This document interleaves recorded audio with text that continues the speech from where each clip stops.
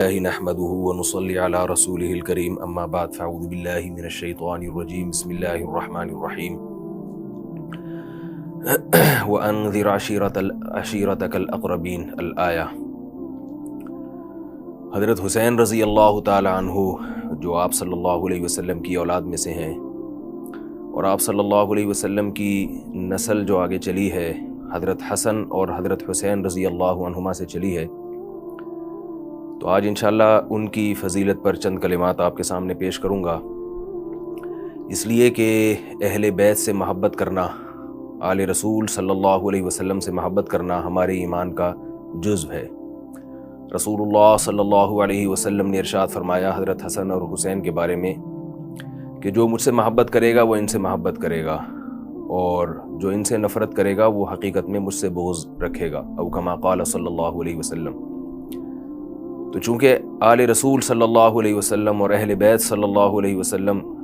رسول اللہ صلی اللہ علیہ وسلم کے اہل بیت سے محبت ہمارے ایمان کا جز ہے، لہذا ہمیں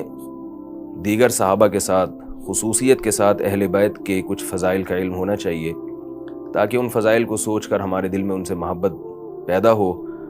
اور کسی درجے میں ہمارے ایمان کی تکمیل ہو سکے۔ نبی صلی اللہ علیہ وسلم کو اللہ تعالیٰ نے براہ راست نرینہ اولاد نہیں دی۔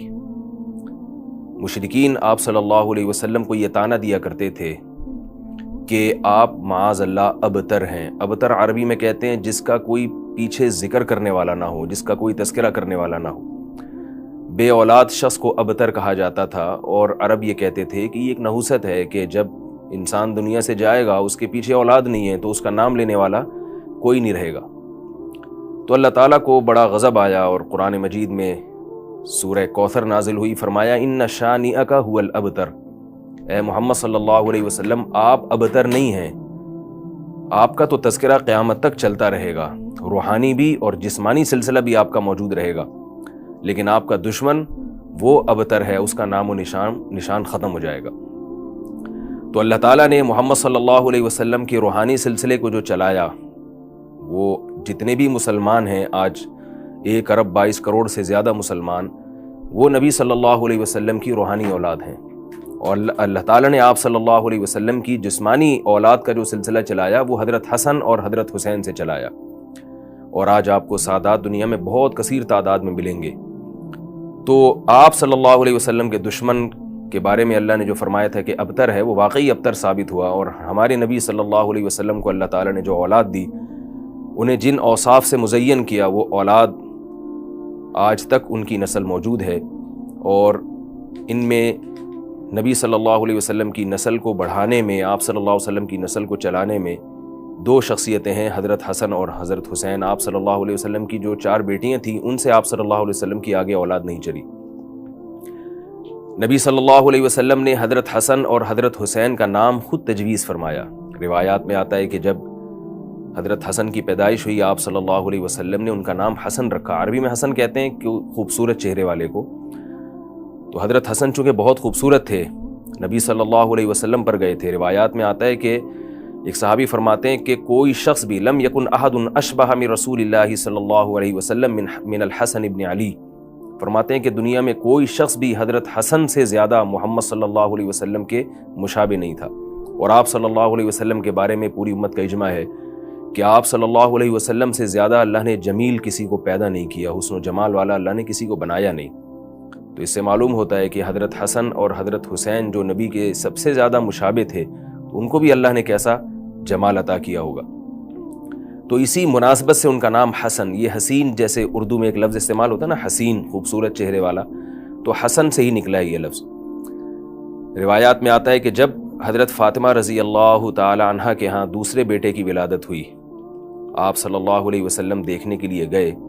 تو آپ نے فرمایا کہ ھذا احسن من ھذا، یہ تو اپنے بھائی حسن سے بھی زیادہ حسین ہے، اس لیے آپ صلی اللہ علیہ وسلم نے ان کا نام حسین رکھا۔ حسین عربی میں حسن کی تصغیر ہے، یعنی جو معنی حسن کا ہے وہی حسین کا بھی ہے، فرق صرف اتنا ہے کہ تصغیر کہتے ہیں دوسرے کے مقابلے میں چھوٹا، تو یہ عمر میں چونکہ چھوٹے تھے تو آپ صلی اللہ علیہ وسلم نے ان کی عمر کی رعایت کرتے ہوئے اور ان کی خوبصورتی دونوں کی رعایت کرتے ہوئے ان کا نام حسین تجویز کیا۔ نبی صلی اللہ علیہ وسلم اپنے ان دونوں نواسوں سے کس قدر محبت کیا کرتے تھے، اس کا روایات میں بہت کثرت سے ذکر ملتا ہے، اور بڑی عجیب عجیب روایات ہیں جس سے پتہ چلتا ہے کہ آپ صلی اللہ علیہ وسلم ان سے بے پناہ محبت کیا کرتے تھے، اتنی جتنی عام طور پر لوگ اپنی اولاد سے نہیں کرتے، اس سے بھی زیادہ کیا کرتے تھے۔ نبی صلی اللہ علیہ وسلم ایک مرتبہ خطبہ دے رہے ہیں جمعے کی نماز میں۔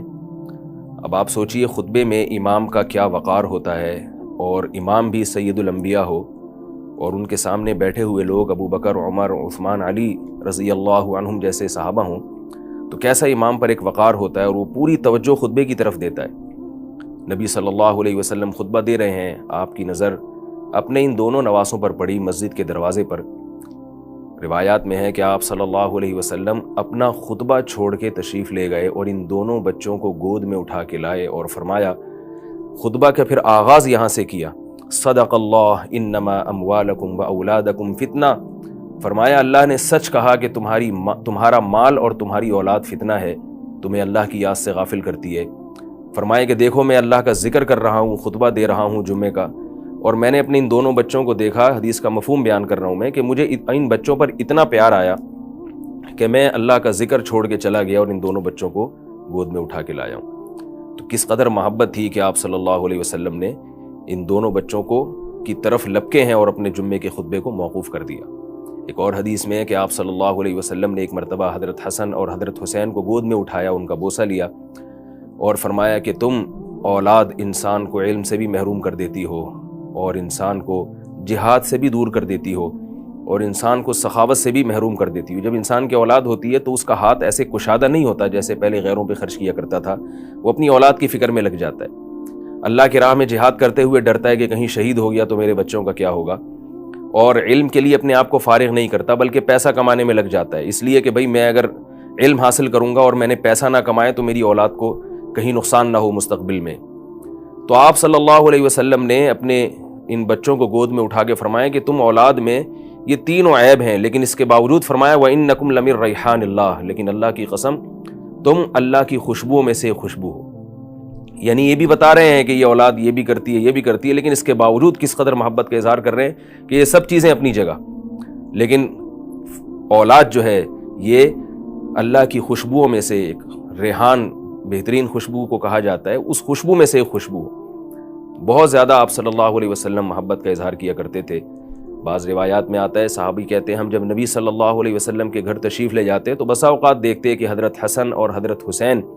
آپ صلی اللہ علیہ وسلم کی کمر مبارک پہ، پشت مبارک پہ بیٹھے ہوئے ہیں، اور آپ صلی اللہ علیہ وسلم نماز میں سجدے میں مشغول ہیں، اور جب آپ صلی اللہ علیہ وسلم سجدے سے اٹھنے کا ارادہ فرماتے تو ان دونوں بچوں کو اتار دیتے اور قادے کی حالت میں دوبارہ گود میں بٹھا لیا کرتے۔ اس قدر آپ صلی اللہ علیہ وسلم نے اپنے ان دونوں نواسوں سے محبت کی ہے۔ حضرت حذیفہ ابن یمان رضی اللہ تعالیٰ عنہ فرماتے ہیں کہ رسول اللہ صلی اللہ علیہ وسلم نے فرمایا لو لم یبق من الدنیا الا یوم واحد، اگر قیامت آنے میں صرف ایک دن رہ گیا، یعنی اتنی بالکل قیامت قریب آ گئی، لطول اللہ هذا اليوم، اللہ اس دن کو بھی لمبا کھینچ دے گا، اور حتی یبعث رجلا اسمہ کاسمی، اور ایک ایسے شخص کو دنیا میں بھیجے گا، یعنی اس دنیا کی اصلاح کرنے کے لیے، کہ جس شخص کا نام میرے نام جیسا ہوگا، من ولدی ہادا، اور وہ میری اولاد میں سے ہوگا، من ولدی وہ میری اولاد میں سے ہوگا۔ تو حضرت حذیفہ ابن یمان فرماتے ہیں میں نے عرض کیا یا رسول اللہ، یہ شخص جس کی آپ امت کو بشارت دے رہے ہیں، جس کے بارے میں آپ فرما رہے ہیں کہ وہ میری اولاد میں سے ہوگا اور اللہ اسے ضرور دنیا میں بھیجیں گے چاہے قیامت میں ایک دن ہی کیوں نہ رہ جائے، تو یہ شخص کون ہوگا؟ آپ صلی اللہ علیہ وسلم نے حضرت حسین پر ہاتھ مارتے ہوئے فرمایا کہ یہ من ولدی ہادا، وہ شخص میری اس اولاد میں سے ہوگا، اس بیٹے کی نسل میں سے پیدا ہوگا، اور وہ شخص سے مراد ہے حضرت مہدی علیہ الصلاۃ والسلام، جو اس امت کی اصلاح کے لیے آئیں گے حضرت عیسیٰ علیہ الصلاۃ والسلام کے دور میں۔ حضرت عیسیٰ علیہ السلام حضرت مہدی کے بعد آئیں گے، حضرت مہدی پہلے آئیں گے حضرت عیسیٰ سے، تو امام مہدی کے بارے میں بھی اس امت کا اجماع ہے کہ وہ حضرت حسین ابن علی رضی اللہ تعالیٰ عنہ کی اولاد میں سے ہوں گے۔ اللہ نے یہ فضیلت بھی آپ صلی اللہ علیہ وسلم کی اولاد میں حضرت حسین کو عطا فرمائی ہے۔ ایک اور حدیث میں آتا ہے حضرت حذیفہ ابن یمان فرماتے ہیں کہ ہم ایک مرتبہ رسول اللہ صلی اللہ علیہ وسلم کی خدمت میں حاضر ہوئے، تو ہم نے دیکھا کہ نبی صلی اللہ علیہ وسلم کے چہرے انور پہ بہت زیادہ خوشی کے آثار ہیں. تو فرماتے ہیں ہم نے پوچھا یا رسول اللہ آپ آج بہت زیادہ خوش نظر آ رہے ہیں, اس کی کیا وجہ ہے؟ تو آپ صلی اللہ علیہ وسلم نے ارشاد فرمایا کیف لا اسر وقد اتانی جبرائیل بشرنی ان الحسن والحسین سیدا شباب اہل الجنہ. فرمایا میں بھلا خوش کیوں نہ ہوں, میرے پاس جبریل امین آئے ہیں اور مجھے خوشخبری دے کر گئے ہیں کہ آپ کی اولادوں میں حضرت حسن اور حضرت حسین جنت کے جوانوں کے سردار ہوں گے. یہ تو نبی صلی اللہ علیہ وسلم کا اپنی ان اولادوں سے محبت کا کچھ معاملہ تھا جس کا میں نے تذکرہ کیا. صحابہ کرام بھی حضرت حسن اور حضرت حسین کے ساتھ بہت زیادہ محبت کا اظہار فرمایا کرتے تھے. خلیفہ راشد حضرت ابو بکر صدیق رضی اللہ تعالیٰ عنہ کے بارے میں روایات میں ہے کہ جب بھی گلی میں گزرتے اور حضرت حسین کو کہیں دیکھتے تو اٹھا کے گود میں اٹھا کے ان کو پیار کرتے. ایک مرتبہ حضرت ابو بکر صدیق رضی اللہ تعالیٰ عنہ نے حضرت حسین کو گود میں اٹھا کے پیار کیا اور فرمایا, اور آنکھوں سے آنسو جاری ہیں, اور اس حدیث کے راوی بھی حضرت علی رضی اللہ تعالیٰ عنہ ہیں. فرماتے ہیں کہ ابو بکر کی آنکھوں سے آنسو جاری تھے اور حضرت ابو بکر فرما رہے تھے والذی نفسی بیدی لقرابۃ رسول اللہ صلی اللہ علیہ وسلم احب الی ان اصل من قرابتی. اس ذات کی قسم جس کے ہاتھ میں میری جان ہے, مجھے محمد صلی اللہ علیہ وسلم کے خونی رشتوں کی قدر اللہ کی قسم اپنے رشتوں سے زیادہ محبوب ہے. یہ حضرت ابو بکر کا حضرت حسین کے ساتھ معاملہ تھا. اور اس کے علاوہ بھی حضرت ابو بکر رضی اللہ تعالی عنہ نبی صلی اللہ علیہ وسلم کے اہل و عیال اور آپ کی آل کے بارے میں لوگوں کو بہت تاکید فرمایا کرتے تھے. ایک روایت میں ہے کہ آپ نے حضرت ابو بکر نے لوگوں سے خطاب کیا اور فرمایا یا ایھا الناس ارقبوا آل محمد صلی اللہ علیہ وسلم, اے لوگوں محمد صلی اللہ علیہ وسلم کے رشتوں کا خیال رکھو, یعنی آپ کے جو خونی رشتے ہیں, آپ کی اولاد, آپ کی بیٹیاں, ان کے بارے میں اللہ سے ڈرو. ایک اور روایت میں آتا ہے کہ حضرت ابو بکر رضی اللہ تعالیٰ عنہ ایک مرتبہ مدینہ کی گلیوں سے گزر رہے تھے تو آپ نے حضرت حسین کو بچوں میں کھیلتے ہوئے دیکھا تو ان کے قریب آئے اور ان کو گود میں اٹھا کے فرمایا بی ابی شبیہ من نبی صلی اللہ علیہ وسلم لا بی علی. حضرت علی قریب میں موجود تھے تو حضرت حسین کو حضرت ابو بکر نے گود میں اٹھا کے فرمایا کہ میرے ماں باپ تم پہ قربان جائیں, اللہ کی قسم یہ محمد صلی اللہ علیہ وسلم کے زیادہ مشابہ ہیں, علی کے مشابہ نہیں ہیں. یعنی حضرت علی کے مشابہت ان میں کم ہے اور شکل و صورت میں محمد صلی اللہ علیہ وسلم کے یہ زیادہ مشابہ ہیں. اور روایات میں آتا ہے وعلی یضحک, حضرت علی ابو بکر کی یہ بات سن کے ہنس رہے تھے. حضرت ابو بکر رضی اللہ تعالیٰ عنہ کے بعد حضرت عمر رضی اللہ تعالیٰ عنہ کا دور خلافت آتا ہے. حضرت عمر نے بھی حضرت حسین رضی اللہ تعالیٰ عنہ اور حضرت حسن سے بہت زیادہ محبت کا اظہار کیا اور ان کا خاص خیال کیا کرتے تھے. ایک روایات میں ہے کہ جب یمن سے کچھ جوڑے آئے ہیں مال غنیمت کے طور پہ, حضرت عمر رضی اللہ تعالیٰ عنہ نے ان جوڑوں کو تقسیم کیا, لباس کو تقسیم کیا, تو مدینہ میں بہت سارے صحابہ بہت اچھا, یمن کے جو جوڑے ہوا کرتے تھے بہت خوبصورت ہوا کرتے تھے, تو دیکھا کہ لوگ وہ پہن کے گھوم رہے ہیں تو آپ کی نظر حضرت حسن حسین پر پڑی. یہ دونوں بچے تھے تو دیکھا کہ یہ سادہ کپڑوں میں گھوم رہے ہیں تو حضرت عمر کو بہت فکر ہوئی. حضرت عمر نے یمن کی طرف ایک قاصد کو بھیجا اور کہا کہ اس کے گورنر سے کہو کہ حسن اور حسین کے لیے بھی ایسے ہی جوڑے بھیجے جیسے دوسرے لوگوں کے لیے بھیجیں. تو جب بھیجے گئے وہ جوڑے اور حضرت عمر نے دیکھا کہ حضرت حسن اور حسین وہ جوڑے پہن کے گھوم رہے ہیں تو آپ نے فرمایا کہ اب میرا دل مطمئن ہوا ہے. ایک اور روایت میں آتا ہے کہ مشہور واقعہ ہے, حضرت عمر رضی اللہ تعالیٰ عنہ نے ایک مرتبہ جب بیت المال سے وظائف جاری فرمائے تو اپنے بیٹے عبداللہ ابن عمر رضی اللہ تعالیٰ عنہ کا حصہ اس میں کم رکھا اور حضرت حسن اور حضرت حسین کا حصہ زیادہ رکھا. یہ واقعہ بڑا دلچسپ ہے. تو عبداللہ ابن عمر رضی اللہ تعالیٰ عنہ جو حضرت عمر کے بیٹے تھے, انہوں نے اپنے والد پر یہ اعتراض کیا کہ اے میرے والد محترم, میں نبی صلی اللہ علیہ وسلم کے ساتھ بہت ساری جنگوں میں شریک رہا ہوں. حضرت حسن اور حسین تو اس وقت بہت چھوٹے تھے, تو میرا حق زیادہ بنتا ہے کہ مجھے اس وظیفے میں زیادہ حصہ دیا جائے. حضرت عمر نے جو جواب دیا وہ بڑا ہی دلچسپ. فرمایا اے میرے بیٹے, اے ابن عمر, ہل ابو کا مثل ابیہما وہل امو کا مثل امیہما وہل جدو کا مثل جدہما. تو بتا کہ کیا تیرا باپ ان دونوں کے باپ جیسا ہے؟ اور کیا تیری ماں بھی ان دونوں کی ماں جیسی ہے، اور کیا تیرے نانا بھی ان دونوں کے نانا جیسے ہیں؟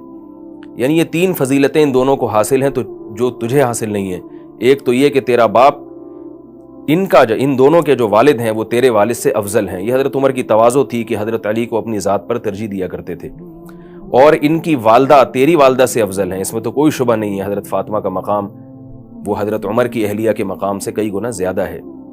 اور ان کے نانا تیرے نانا جیسے نہیں ہیں، یعنی ان کے نانا تو محمد صلی اللہ علیہ وسلم ہیں اور تیرے نانا محمد صلی اللہ علیہ وسلم نہیں ہیں۔ تو اس بنیاد پر بھی حضرت عمر نے حضرت حسن اور حضرت حسین کو فضیلت دی۔ اور حضرت عمر رضی اللہ تعالیٰ عنہ کے بارے میں علامہ ابن تیمیہ رحمہ اللہ نے یہ بات خصوصیت سے ذکر کی ہے کہ جب بھی وظائف جاری کرتے حضرت عمر، تو حضرت عمر کی عادت تھی کہ جو دین میں پہل، یعنی جو دین میں مقدم ہیں ان کو زیادہ وظائف دیا کرتے تھے، جو مؤخر ہیں ان کو کم دیا کرتے تھے۔ لیکن اس میں حضرت عمر رضی اللہ تعالیٰ عنہ نے آل رسول کو سب سے زیادہ مقدم کیا ہے، سب سے زیادہ مقدم، اور اپنا نمبر بہت بعد میں رکھا ہے۔ آل رسول، آل بیت محمد صلی اللہ علیہ وسلم کی آل اولاد کو آپ تمام صحابہ پر وظائف کے معاملے میں ترجیح دیا کرتے تھے۔ یہی وجہ ہے کہ حضرت ابو بکر اور حضرت عمر سے ان دونوں حضرات کو، حضرت حسن اور حضرت حسین کو بھی بے پناہ محبت تھی، اور کوئی بھی ان کی شان میں اگر گستاخی کی کوشش کرتا تو حضرت حسن اور حضرت حسین اس کو جواب دیا کرتے تھے۔ ایک روایت میں آتا ہے کہ عراق سے کچھ لوگ آئے شرپسند،